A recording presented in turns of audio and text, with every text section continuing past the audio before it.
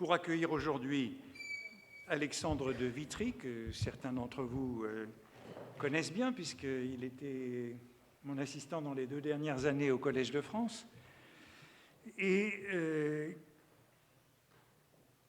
qu'il a, au cours de ces 2 années, achevé une thèse de doctorat importante sur Péguy, thèse qui a été publiée l'année dernière, aussitôt publiée, aux Belles Lettres.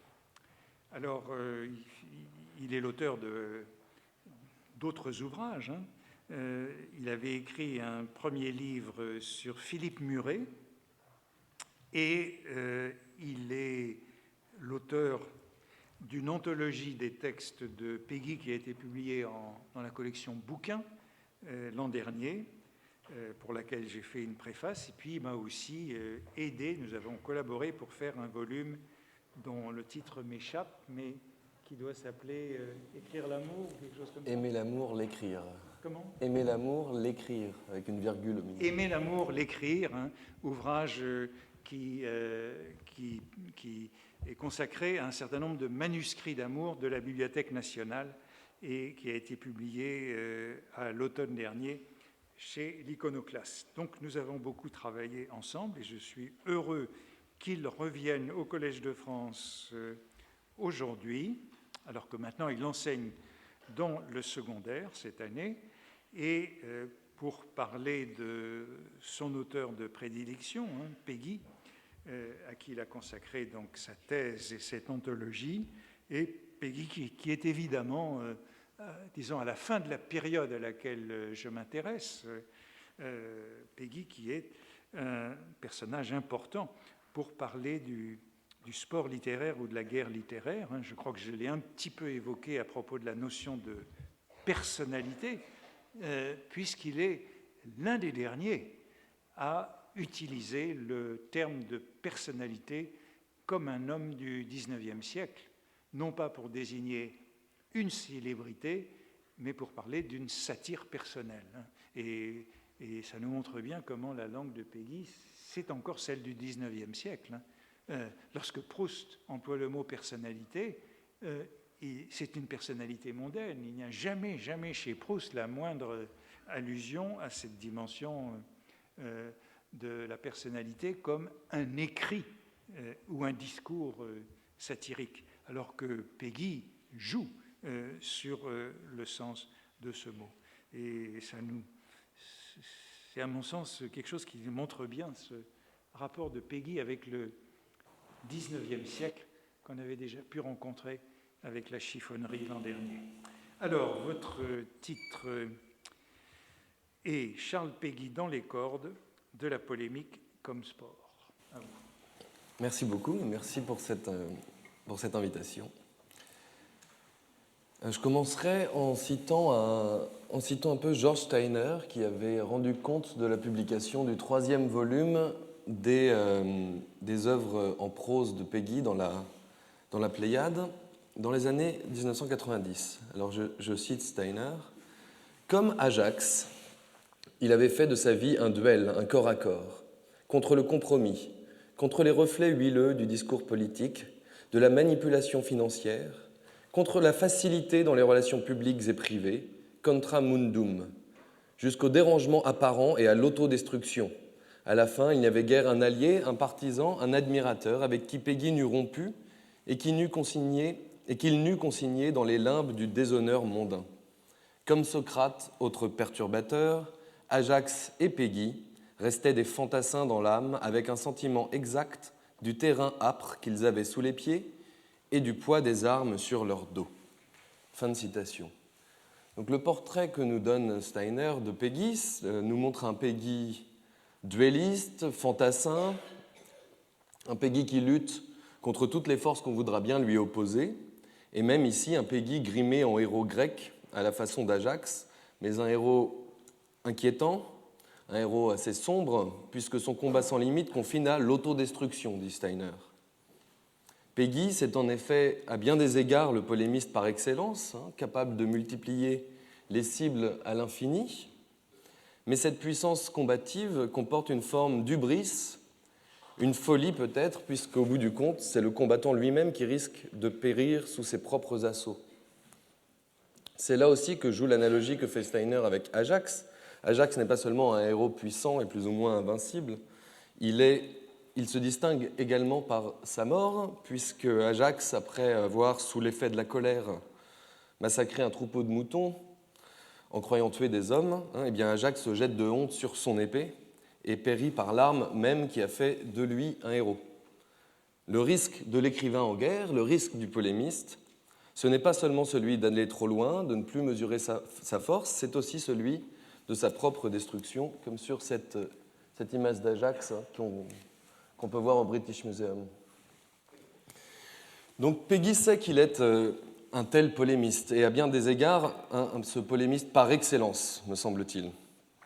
Même lorsqu'il cherche à s'en défendre, même dans ses dénégations, en fait, il vient confirmer qu'il se voit tel. Par exemple, dans ce texte de 1911, dont je reparlerai, qui s'appelle « Un nouveau théologien », M. Fernand Laudet, où il écrit « Je ne suis aucunement haineux, point, je suis peut-être haïssant ».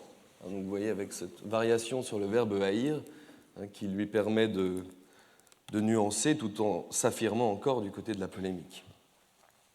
Alors ce rapport de Péguy au combat, à la polémique, à l'écriture combative, il naît bien sûr de l'affaire Dreyfus, de cette affaire Dreyfus qui fut si déterminante pour Péguy, et qu'il évoque souvent comme un moment non seulement de combat collectif, de fraternité d'armes, mais aussi un moment où il a su, peut-être plus qu'aucun autre, briser les amitiés qui devaient l'être. Donc combattre à la fois ses adversaires d'envergure, disons les grands anti-Dreyfusards, les Barrès et autres, Barrès qu'il traitait à l'époque de Tartuffe moisi avant de se rapprocher de lui une dizaine d'années plus tard. Donc non seulement ses ennemis d'envergure, disons, mais aussi les amitiés intimes, les amitiés d'enfance qu'il a su briser au nom de l'affaire Dreyfus.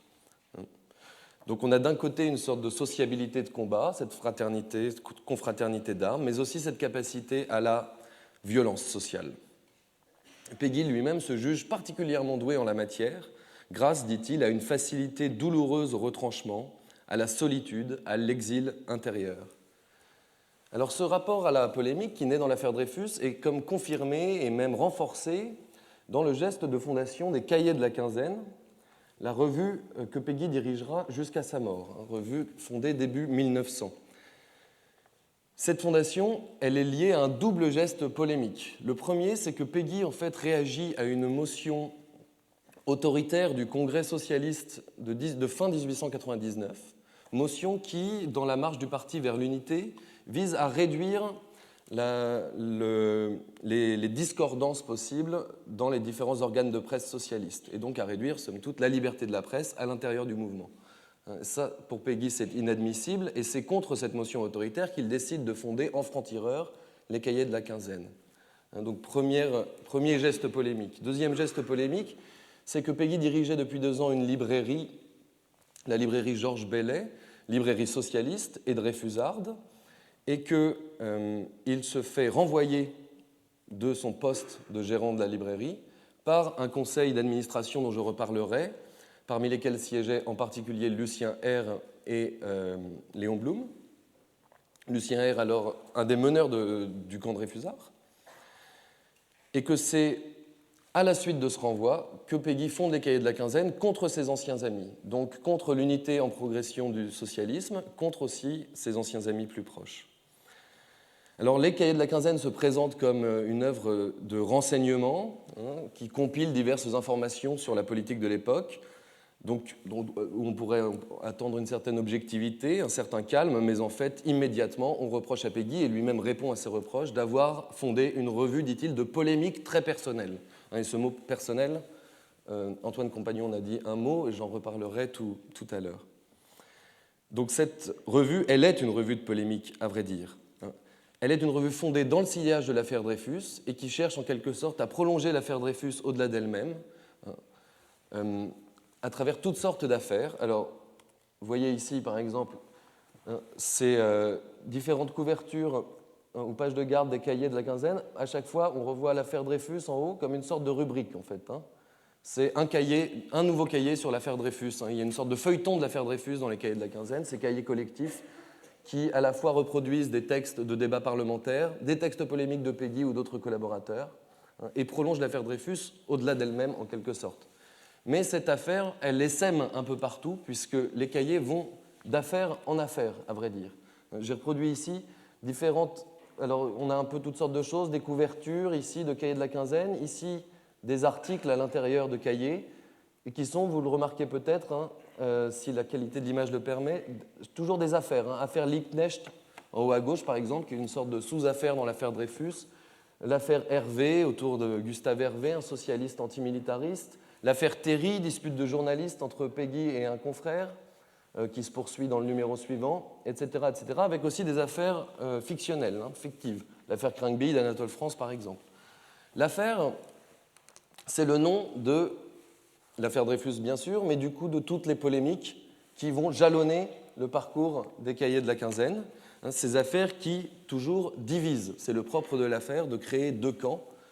Péguy qui vient même plaisamment à parler de l'affaire Jésus, celle qui toujours divisera l'humanité. L'affaire de la fin de sa vie, disons.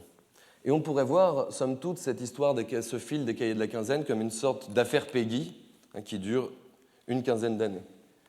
Je passe sur cette diapositive pour vous montrer simplement que le Gustave Terry, donc, qui donnait lieu à un dossier qui s'appelait l'affaire Terry, dans le numéro suivant, la rubrique, cette fois, c'est en haut encore, vous voyez, polémiques et dossiers. Le mot polémique permute facilement avec celui d'affaires. On pourrait lui ajouter celui de controverse encore. Il y a ici tout un réseau de synonymies. Alors, je ne vais pas énumérer toutes les cibles que Péguy a successivement visées et attaquées. Ça nous prendrait quelques heures. Mais disons que j'en retiendrai quelques-unes essentielles et un trait particulier qui est que lorsque aucune cible ne se présente spontanément devant Péguy, Péguy en invente ou en créera. Il a besoin en quelque sorte de ce carburant pour son écriture. Alors on trouve quelques cibles ponctuelles, des cibles occasionnelles, et puis il y a les cibles obsessionnelles, dirais-je. Les deux principales, sans doute, sont Jean Jaurès d'une part et Lucien R d'autre part, c'est-à-dire ces deux principaux maîtres en socialisme.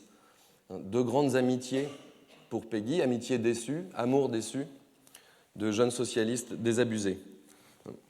Bon, à cela, on pourrait ajouter, je me permets cette énumération très rapide, les nationalistes, les antidreyfusards, les jésuites, le Parti catholique, les réactionnaires, Jules Guesde, Émile Combes, les radicaux, les socialistes, des écrivains comme Mirbeau, les universités populaires, le Parlement, les anticléricaux, après 1905, les pacifistes, les syndicalistes révolutionnaires, les historiens, les sociologues, la Sorbonne, les docteurs, les savants, Taine et Renan, leurs disciples, les socialistes, les radicaux encore, et une fois convertis, à qui s'en prend Péguy? Eh bien, aux catholiques, aux prêtres, aux moines, aux riches, aux antisémites toujours, mais aussi aux dreyfusards profiteurs, et en fait à presque tous les dreyfusards sauf lui. Puis la Sorbonne encore, à Lançon, à Langlois, Lavis, Seignobos, mais aussi à ses amis, à ses collaborateurs, outre Lucien R, outre Jean Jaurès, Péguy s'en prendra à Romain Rolland, à André Spire, à Daniel Halévy surtout, dont je reparlerai tout à l'heure, à Jean Sorel, à Jacques Maritain, à Ernest Psicari. Au bout du compte, la plupart des amis de Péguy seront passés à un moment ou à un autre, de l'autre côté du viseur, en quelque sorte. Donc Péguy est un défenseur du genre de la personnalité dont vous avez parlé, de l'attaque ad hominem, mais on voit bien que cette personnalité chez Péguy, elle s'élargit au monde entier. La polémique de Péguy, c'est Péguy contre tout le monde, en tout cas contre ce que lui appelle le monde moderne. Alors Péguy n'est certes pas que cela. Il est aussi un poète, un auteur dramatique, mais son autre veine, qui l'entraînera du côté de la prière, de la contemplation, après sa conversion, eh bien cette autre veine ne remplace jamais vraiment la première. Jusqu'au bout, jusqu'à sa mort en 1914, il est resté pamphlétaire, comme irrésistiblement. Ainsi, encore dans Un nouveau théologien, voici ce qu'il écrit en 1911. « Tout ce que je demande, c'est que tout ce fiel crève sur ces fielleux et que bientôt je puisse retravailler d'un cœur pur. » Vous voyez, en fait, les 5 dernières années de sa vie fonctionnent un peu sur le mode de cette alternance entre deux œuvres, entre deux types d'œuvres. l'une du côté de la poésie et du théâtre, l'autre du côté du pamphlet, avec une espèce de gradation qui culmine, à mon avis, dans L'Argent Suite, un texte de 1913. Mais en même temps, même dans Ève, autre grand texte de 1913 de Péguy, qui est une sorte de grande épopée de l'humanité en alexandrin, qui ne se présente pas du tout comme un texte pamphlétaire, et bien même dans Ève, on trouvera au milieu du livre une longue diatribe contre le monde moderne. Péguy est incorrigible.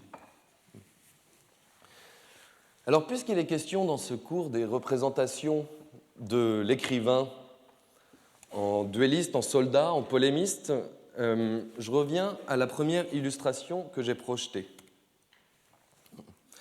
Il s'agit d'une caricature de Péguy, vous l'aurez reconnu, une caricature par David Levine, un caricaturiste américain habitué à représenter les écrivains, caricature qui avait été publiée dans la New York Review of Books en 1966.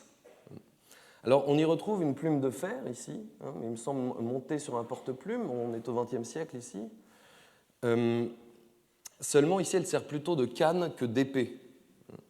D'ailleurs, ce dessin avait été commenté par un spécialiste de Péguy, Roger Dadoun, qui s'était énervé de cette posture appuyée, claudicante en quelque sorte, d'un Péguy boiteux. Roger Dadoun qui préférait ce dessin de Péguy d'Egon Schiele pour la revue berlinoise Die Action en 1914. Un dessin plus subtil, plus complexe, plus tourmenté peut-être. Alors je ne tranche pas entre les deux, mais je vous invite à constater que ces deux dessins s'inspirent chacun de représentations antérieures de Péguy, que vous voyez ici. Alors pour le dessin, la première, donc ici, photographie de Péguy dans la boutique des Cahiers de la Quinzaine vers 1910, et vous voyez que effectivement Levine, tout en reprenant certains éléments de la photographie, a penché Péguy vers l'avant. Et puis ici, un tableau assez célèbre de Péguy, de Jean-Pierre Laurence, dont on voit bien que Schiele a repris le visage. Alors pourquoi je vous montre ces deux images ? Parce qu'il me semble que ni l'une ni l'autre ne nous montrent vraiment un Péguy polémiste. On voit plutôt un Péguy avec un côté ecclésiastique presque, et à gauche, en tout cas, faisant également penser à ces hussards noirs de la République, selon l'expression qu'il a consacrée, ces instituteurs de la Troisième République. En tout cas, un Péguy assez rigide, assez calme, se tenant bien en quelque sorte. Alors, il me semble que ces représentations sont un peu mensongères.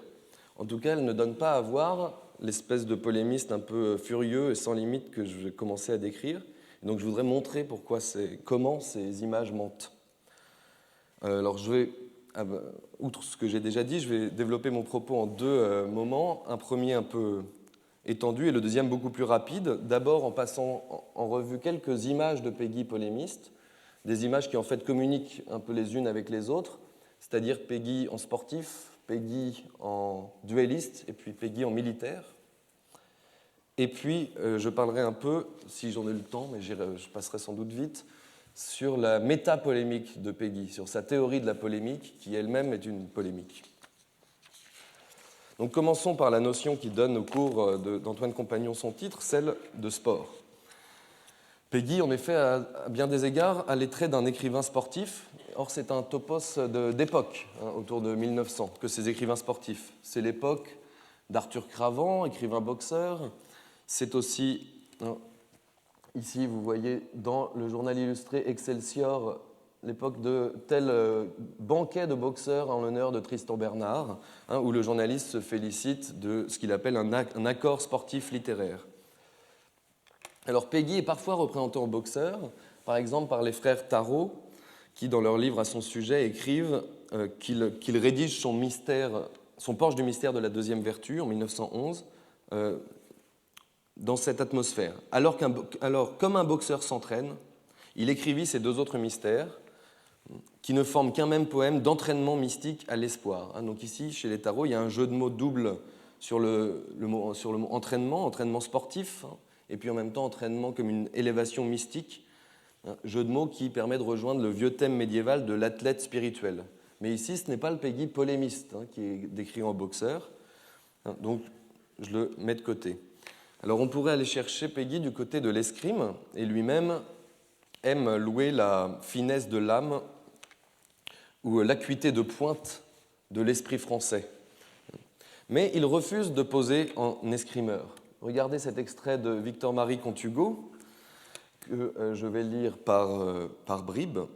C'est un texte où Péguy, justement, évoque son amitié avec Daniel Halévy et distingue l'ascendance bourgeoise d'Halévy de sa propre ascendance plus paysanne, dit-il.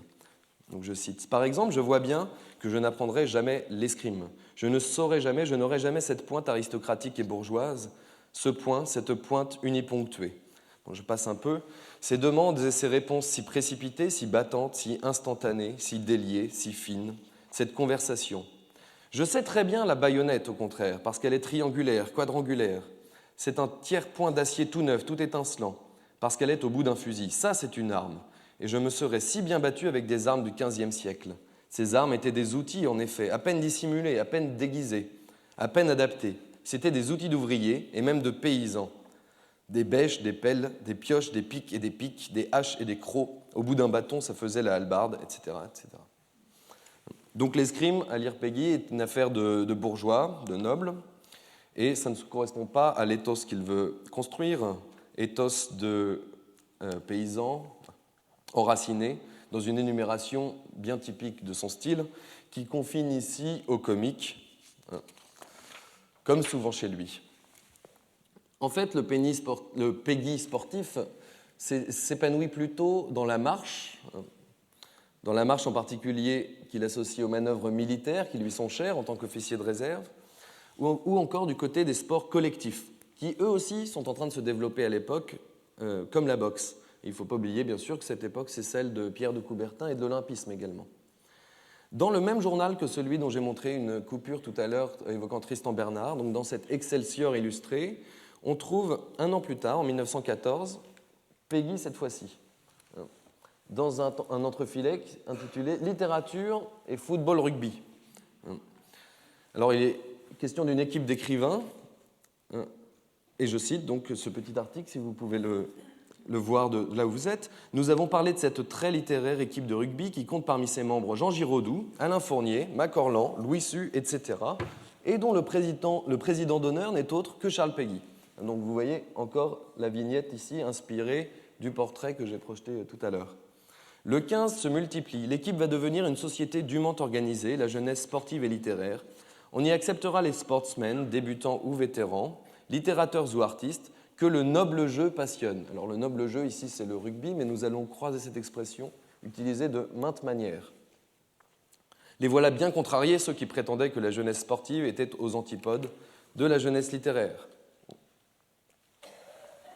Alors c'est Péguy, cet attachement au sport collectif a une origine ancienne, puisqu'il était déjà membre d'une association sportive dans son lycée d'Orléans, dont il était par ailleurs déjà le président. Il l'évoque souvent dans sa correspondance, et il y voit un avant-goût de la vie à laquelle il aspire, cette vie d'action qui sera effectivement la sienne, en particulier dans l'affaire Dreyfus, où Péguy s'investit souvent physiquement. D'ailleurs, quand il se souvient de ce moment, dans L'Argent, en 1913, un texte assez nostalgique, où Péguy se souvient de ses années orléanaises, il rappelle qu'à cette époque, on venait d'inventer le sport. Une formule que je trouve intéressante, puisqu'elle montre bien que Péguy a conscience du caractère situé, historique, de cette période de l'histoire du sport, qui est en fait le moment d'invention du sport moderne. On a une bonne image de ce Péguy sportif dans ce cliché de 1894. Donc, il est à Paris cette fois-ci. C'est un cliché avec les autres pensionnaires de Sainte-Barbe, où il prépare l'internat, où il prépare l'école normale supérieure. Donc, Péguy est ici. Alors, je trouve ce cliché intéressant parce qu'il est très différent des clichés qu'on a vus précédemment. On voit ici un Péguy dont on voit qu'il est petit, ce qu'on voit moins d'habitude, et puis assez trapu, râblé, avec un air un peu de Francis Blanche, je trouve, qui change de ses représentations habituelles et qui nous montre justement ce Péguy au plein de sa forme physique. Et d'ailleurs, je pourrais énumérer, mais la plupart des individus qu'on voit ici font partie toute sa vie de la galaxie de Péguy. Je cite simplement celui-ci, ici, Baudouin, qui est son meilleur ami, disons, d'époque, qui meurt peu de temps après et qui deviendra une sorte de double imaginaire de Péguy toute sa vie. Donc c'est son équipe, en fait, ici. C'est l'équipe de Péguy et, pour une partie, l'équipe des Cahiers de la Quinzaine.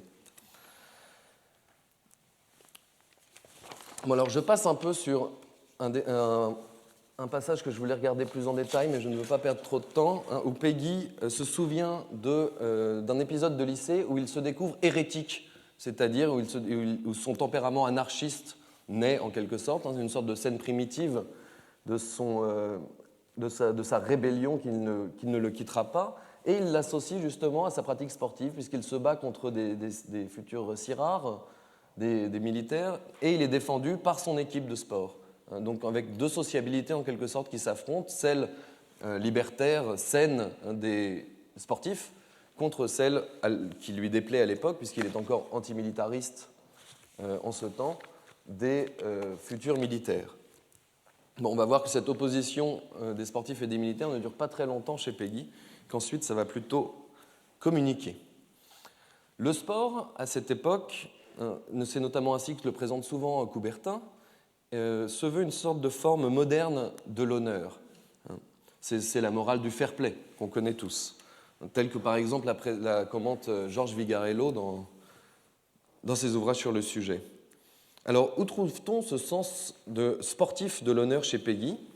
On le trouve dans l'argent, par exemple, où il associe l'honneur du sport au travail bien fait, mais on le trouve surtout dans l'argent-suite, donc la suite de l'argent, où cette fois il le lie bien à la question de la polémique et même de la guerre.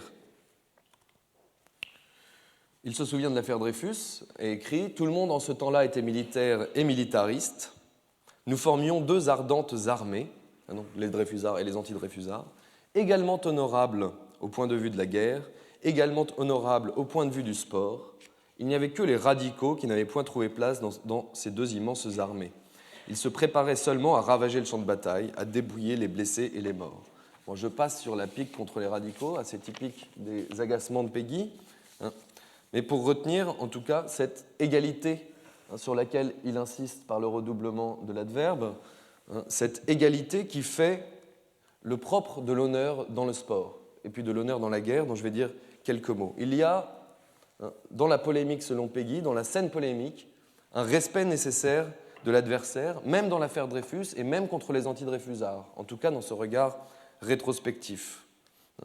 Et lorsque Peggy prétend maintenir dans le présent ses idéaux de Dreyfusard, eh bien, c'est ce caractère honorable au point de vue du sport qu'il veut garder vivace. Bon, or, cette égalité sportive, c'est la même que l'égalité chevaleresque, que l'égalité cornélienne qui lui est chère, que l'égalité du noble jeu, dont nous avons déjà vu une occurrence, cette égalité qui se manifeste au mieux dans le duel d'honneur ou dans la guerre, mais pas dans n'importe quelle guerre, nous allons le voir. Donc le mot, l'expression qui permet de naviguer un peu d'une image à l'autre, c'est celle de noble jeu. On va le voir. Alors je vous propose de regarder une série de citations un peu plus longue que j'extrais cette fois de la note conjointe sur M. Descartes et la philosophie cartésienne, qui est le dernier texte de Peggy, inachevé, donc un texte de 1914. Alors il parle de Corneille ici.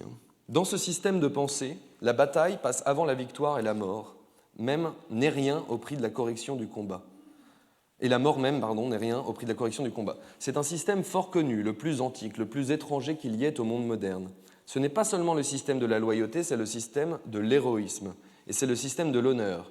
Il est tout entier ramassé dans le code du duel, à condition qu'on le prenne au sérieux, et ce n'est point au hasard qu'un duel est la pierre d'ogive, la clé de voûte d'ogive de l'arcature du Cid, comme ce n'est point par hasard qu'un prodigieux duel spirituel et plusieurs admirables duels de courtoisie sont les clés d'ogive de l'immense et pure architecture de Polyeucte. Dans ce système, le duel est un affrontement, une confrontation perpétuelle des valeurs. Dans le duel d'armes, chacun des deux adversaires se présente dans son exactitude et dans son plein. On retrouve l'égalité.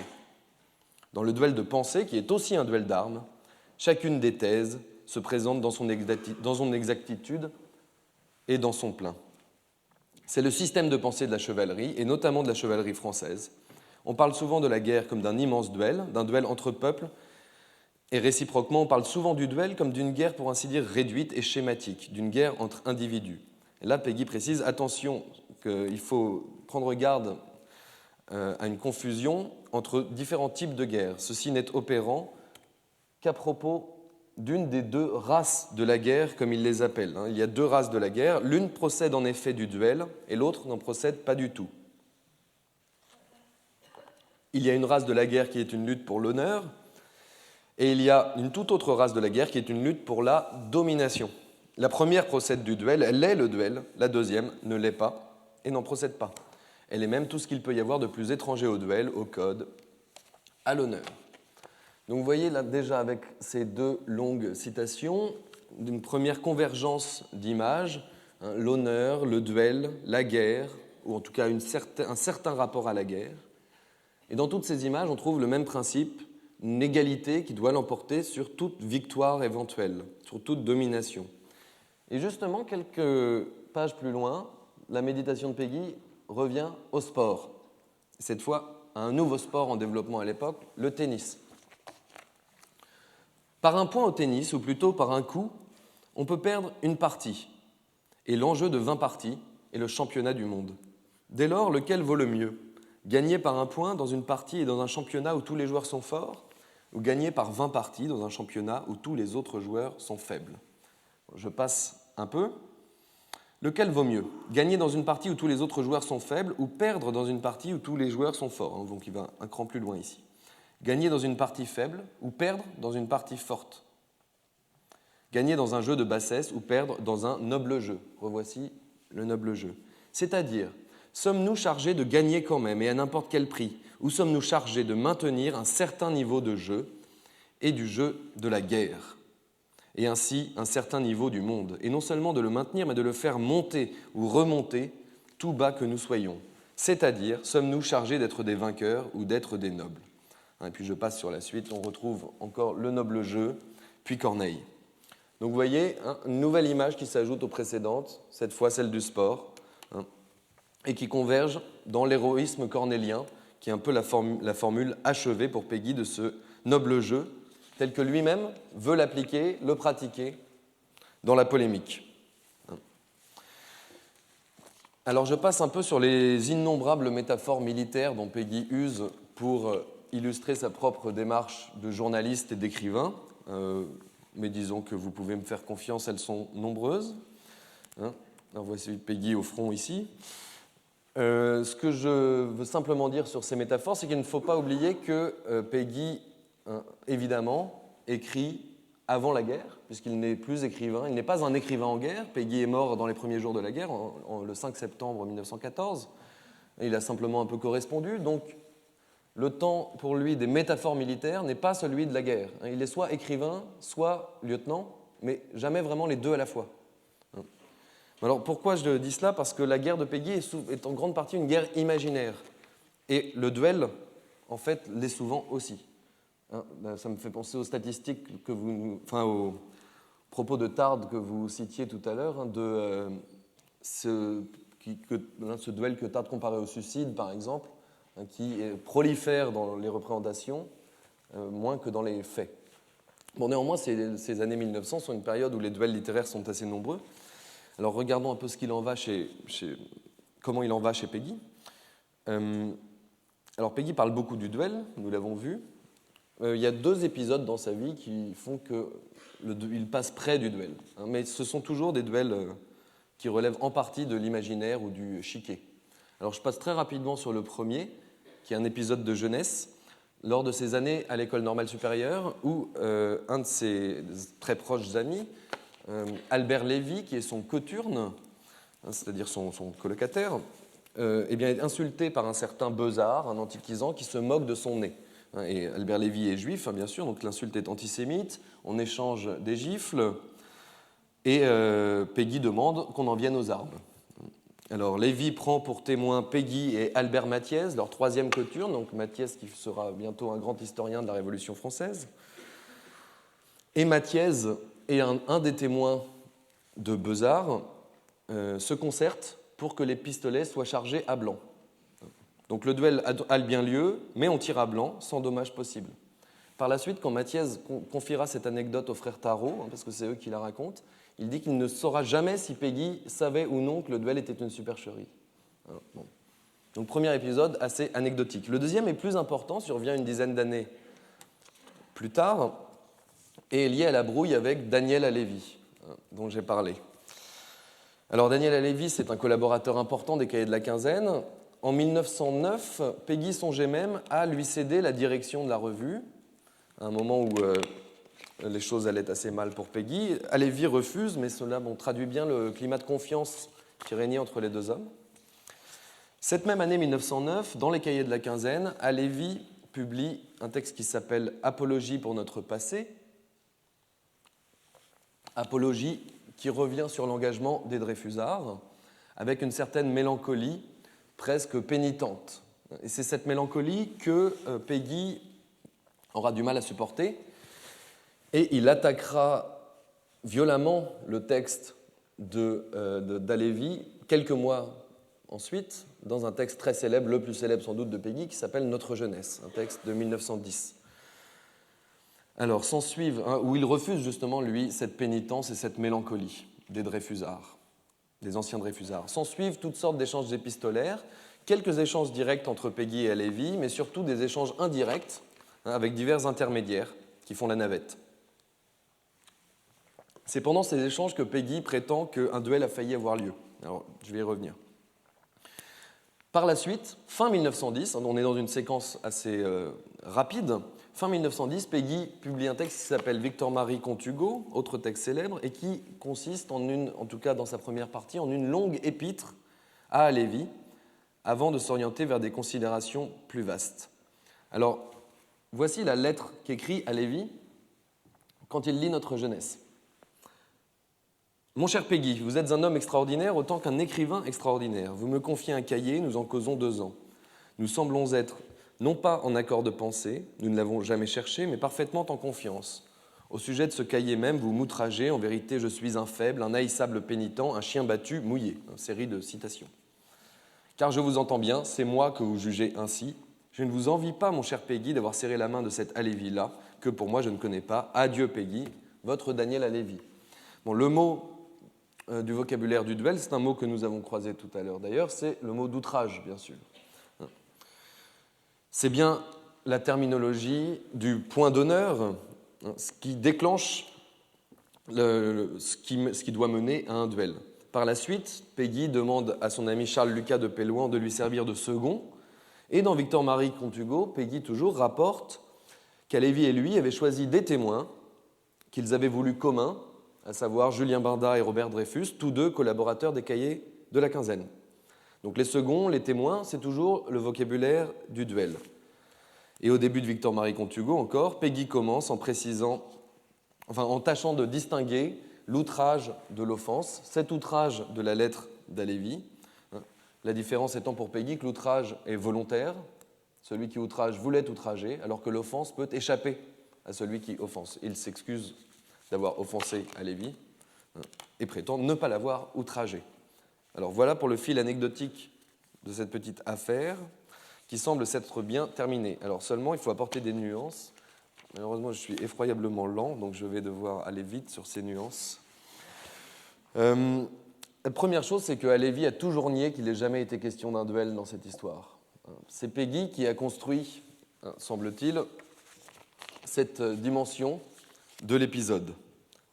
C'est un duel imaginaire. Deuxième chose, c'est que la brouille semble avoir conduit à une résolution, à une réconciliation, mais en réalité, il y a beaucoup de nuances à apporter à cette réconciliation. D'abord, Halévy et Péguy ne se parleront plus, en fait. Halévy ne collaborera plus au Cahier de la Quinzaine. Par ailleurs, ce texte est censé être une réparation. C'est le texte même qui permet de faire réparation, et Péguy avait un petit peu forcé la chose, puisque Halévy voulait que cette lettre soit publiée dans les Cahiers de la Quinzaine, et Péguy a refusé en disant « Non, non, non, je vais m'occuper d'écrire une épître à Halévy », une sorte de tribunal d'honneur, un peu à la façon dont il était question tout à l'heure, devant le public des abonnés des Cahiers de la Quinzaine, et cette épître à Halévy résoudra la dispute. Bon, le problème, c'est que le texte, en fait, devait s'appeler... Alors, attendez. Voilà, je saute un peu, tant pis.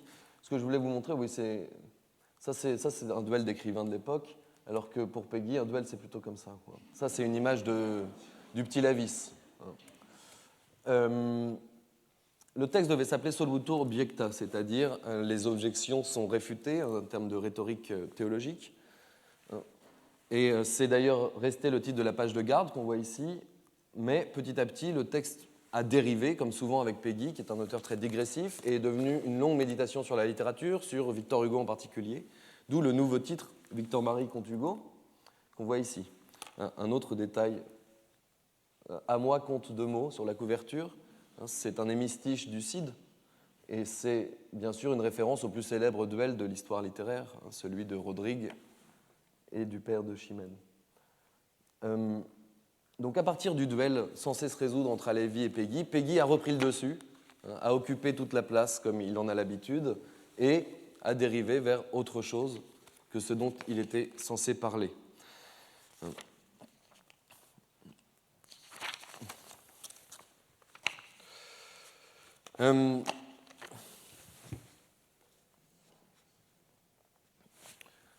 Donc, je vous disais tout à l'heure que le propre du duel pour Péguy, c'est de bien concentrer, d'incarner cette égalité dans le combat, cette égalité qui fait le fond de l'honneur, le fond de la bonne guerre, de ce que Péguy appelle la guerre juste.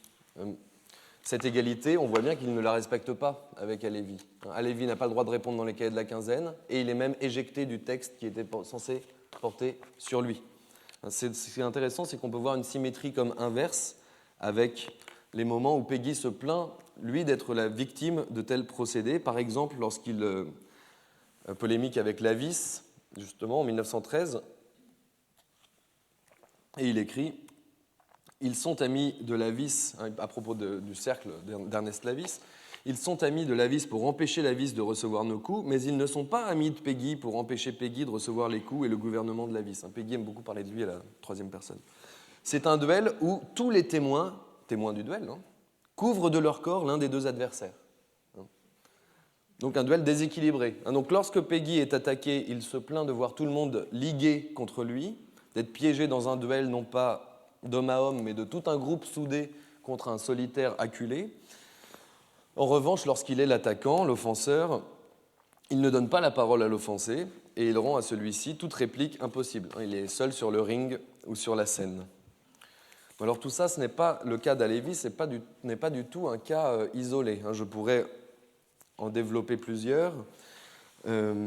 Je passe sur le cas des communications, ces courriers fictifs de lecteurs que Péguy donnait à voir dans les premières séries des cahiers de la quinzaine, où il inventait des signatures, des courriers, en les mélangeant avec des vrais courriers, créant une fausse scène polémique, où là encore il reprenait les rênes comme metteur en scène en quelque sorte. Pour aller à la polémique suivante, la dernière dont je parlerai, celle qui l'oppose à la revue hebdomadaire. Après la publication de son premier mystère, donc c'est la première fois qu'il fait publicité de son catholicisme, il est attaqué dans cette revue catholique par un journaliste qui s'appelle François Legris, et il répond dans Un nouveau théologien, M. Fernand Laudet. Alors je passe sur les détails. Ce qui est important, c'est que Péguy refuse de reconnaître à ce Legris toute existence. C'est pour cela qu'il appelle l'essai Fernand Laudet, M. Fernand Laudet, c'est-à-dire le nom du directeur de la revue en question. Et l'essai commence par des considérations de Péguy disant que ce Legris n'a pas l'air d'exister, qu'il n'en a jamais entendu parler. C'est tout à fait faux et avéré que c'est faux puisque Péguy a dédicacé plusieurs ouvrages à ce Legris et que les divers témoignages d'époque de l'entourage de Péguy nous racontent Péguy s'exclamant, ainsi que le rapporte Jules Riby, « Qu'est-ce qu'il va prendre ce Legris ? Qu'est-ce qu'il va prendre ?» Donc ici, regardez par exemple, Péguy donne du côté des mœurs littéraires telles qu'il les critique souvent, par une mauvaise foi caractérisée. Et dans ce petit journal illustré amusant, La vie parisienne, on trouvera cet entrefilet, Péguiniana, qui parodie un peu cette mauvaise foi de Péguy, qui redouble en quelque sorte, puisque l'essai paraît dans une deuxième version augmentée, et où Péguy réplique à une réponse de Laudet qui dit « Mais Péguy savait très bien que ce Legris existait. » Et voici ce que Péguy écrit. « J'avais fait cette grâce à M. Legris de le supprimer de l'être. J'ai peur que M. Laudet ne lui ait rendu un bien mauvais service en le réinstallant dans l'être. » Donc supprimer de l'être son adversaire. Vous voyez qu'on est loin du Cid. et de l'égalité du duel d'honneur. Bon, je transformerai ma deuxième partie en une conclusion de quelques mots. Donc Peggy fait une théorie de la polémique.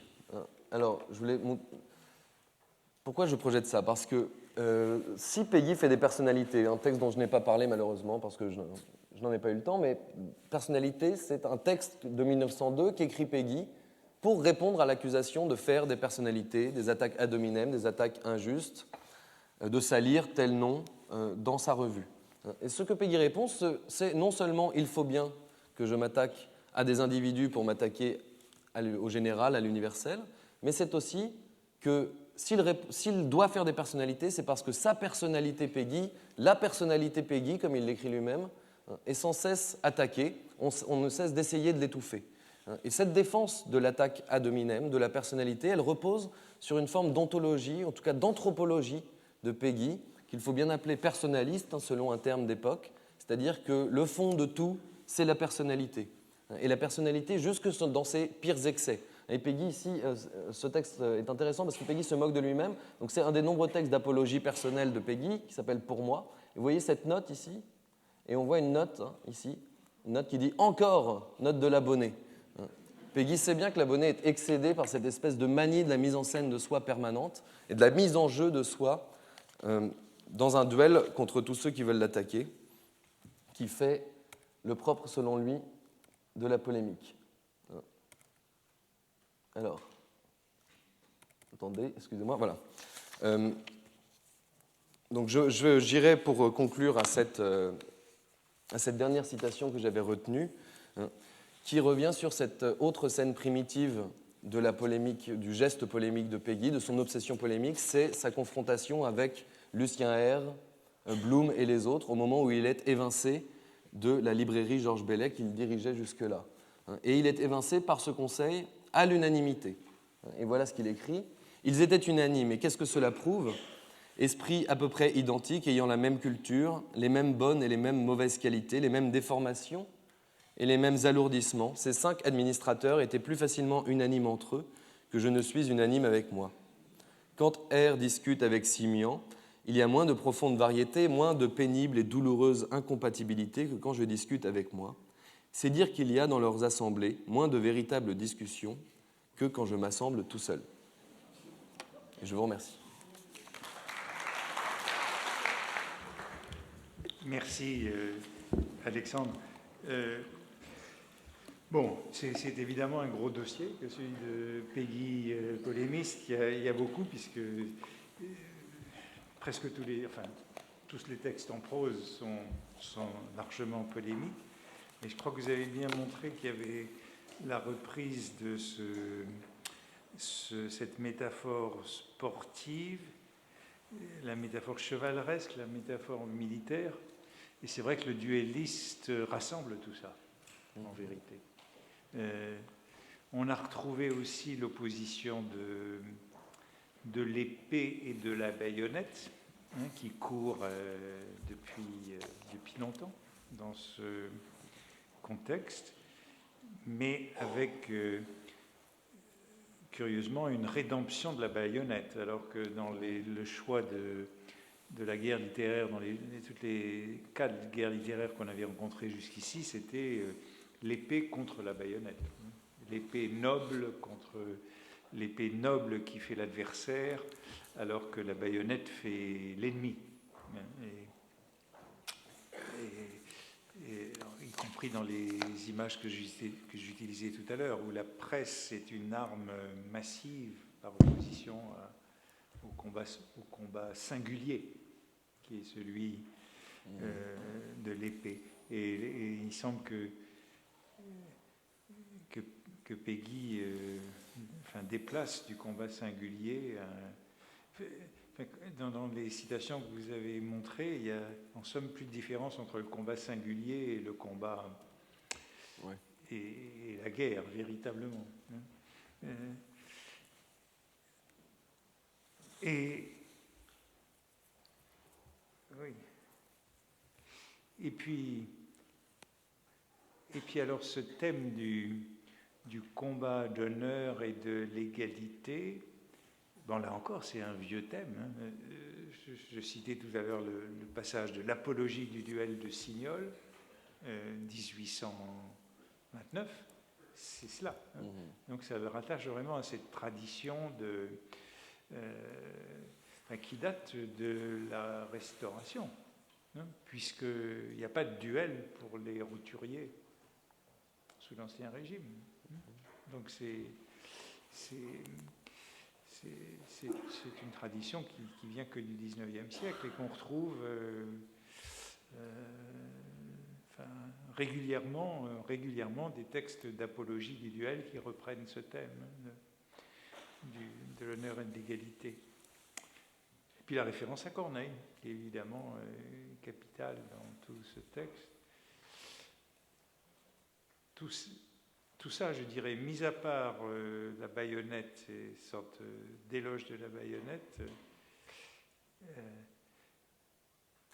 nous montre un Péguy qui fait référence au XIXe siècle, quoi, à la tradition du XIXe siècle et de l'apologie du duel tout au long du XIXe siècle, hein, et de la polémique. Ouais. Et pourtant, il ne s'est jamais battu en duel. Non. Dans ces deux occasions que vous avez évoquées, mais c'est... alors, en effet, s'est-on beaucoup battu en duel dans l'affaire Dreyfus? Je ne suis pas sûr, parce que c'était une guerre front contre front. Et... Non, mais en marge de l'affaire, régulièrement, notamment dans les insultes antisémites sont souvent conduits à des... Et ça donne lieu à des duels. C'est très collectif, l'affaire Dreyfus. C'est vrai. Eh bien, J'ai pas sais pas, il faudrait regarder ça de plus près. Comment? Il faudrait regarder ça de plus près. Oui. Je ne sais pas. Dans les polémiques du XIXe siècle, il y a des duels collectifs. Hein. Dans une provocation de journaux contre journaux, vous avez vu, quand je montrais les statistiques de l'année 1833, c'est l'année où il y a le plus de morts. C'est l'année où il y a le plus de duels, et les duels sont liés à la grossesse de la duchesse de Berry et aux polémiques entre la presse royaliste et la presse républicaine, puisque c'est la presse républicaine qui a révélé la grossesse de la duchesse de Berry.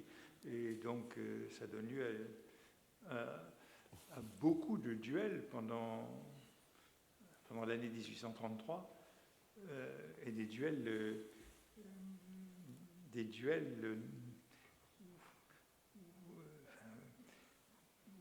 où on se bat en grand nombre les uns contre les autres. Ce qu'on trouve effectivement, en revanche, pendant l'affaire Dreyfus, ce sont non plus des duels, mais des pugilats collectifs. Et là, pour le coup, Péguy est souvent investi là-dedans. Oui. Quand il se souvient de ces années-là, il décrit deux chefs militaires, l'un, Lucien R, qui serait le stratège, et lui, le chef de ceux qui vont au combat, oui. Des jeunes gens qui vont défendre en fait les professeurs de la Sorbonne menacés par les bandes antisémites. Et ça, ce sont des pugilats. Ça, ce sont des pugilats. Ouais. À la canne. La canne. Oui. La savate et la canne sont les formes populaires en opposition à l'escrime, à l'escrime qui est la forme plus aristocratique du duel. Et puis, oui, c'est intéressant le débat avec Daniel Halévy, où les frères Tarot en parlent aussi, il me semble, de cet épisode. Oui. Beaucoup. Oui, on est au plus près du duel. Oui. Alors, avec cette dénégation d'Halévy, dont je ne sais trop quoi penser, parce que les frères Tarot abondent dans le sens du duel également, mais Halévy a toujours maintenu que c'était des racontards, qu'il n'en avait jamais été question. Mais comme Halévy est resté très pudique sur cet épisode, parce qu'il a écrit un très beau livre sur Péguy, où Il passe en fait sur ce moment sans en parler. C'est seulement à la toute fin de sa vie qu'il en a parlé, et là qu'il a dit, mais cette histoire de duel, c'est n'importe quoi. Donc je ne sais pas à quel point il faut accorder de crédit à cette déclaration d'Halévy elle-même. Voilà. Et alors l'affaire du duel des Normaliens, hein, Ah oui. Et donc ça c'est Mathias qui le raconte au frère Tarot. C'est ça. C'est Ouais. ça. Donc c'est aussi chez les Tarot qu'on a fait. Ouais, ouais. Et c'est Albert Lévy donc, qui était Ouais. engagé, donc, qui a fait une thèse sur Stirner et Nietzsche importante, qui a été un grand spécialiste de Nietzsche par la suite, par ailleurs. Ouais, et ça, c'est sur fond d'affaire Dreyfus, bien sûr. Ce qui me frappe, mais c'est un petit peu comme dans ce qu'on avait pu dire de la chiffonnerie l'an dernier, c'est comment Peggy marque la fin de toute une thématique, non seulement le terme de personnalité, mais tout ce discours sur le duel et l'égalité. Mais à certains égards, c'est même plus que la fin, comme un dernier hockey dans une époque où déjà il est en léger décalage. Oui. Puisqu'il lit peu d'ailleurs ses contemporains, il lit plutôt Hugo et Michelet que Proust, par exemple. Oui. C'est comme un rattachement à une culture qui est largement en train de disparaître. Bien, mais écoutez, merci pour ce belle analyse, ce beau cas.